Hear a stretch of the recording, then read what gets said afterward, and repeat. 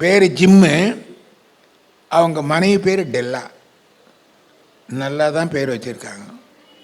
Gym Della 2 பேரும் ஒரு காலத்திலே செல்வ சீமாட்டியாக இருந்தவள் தான் அந்த கணவனும் மனைவியும்.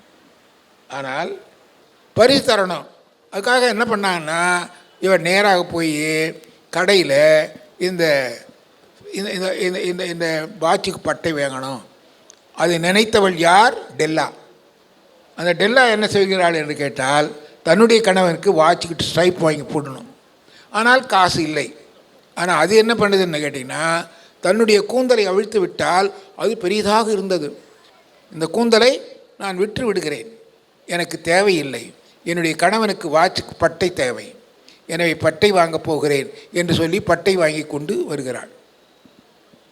கணவன் என்ன பண்ணா, மனைவிக்கு இவ்வளோ பெரிய கூந்தல் இருக்குது, தரையில் சோதிக்கிறாங்க பாருங்கள், அந்த பிடிப்பான இல்லை, அதனால் அந்த ப்ரோச் வாங்கி கொடுக்கணும் அப்படின்னு சொல்லி நேராக அவன் என்ன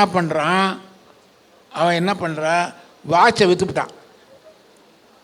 வாட்சை விற்றுப்பிட்டு என்ன பண்ணுறான், ப்ரோச்சை வாங்கின்னு வந்தான்.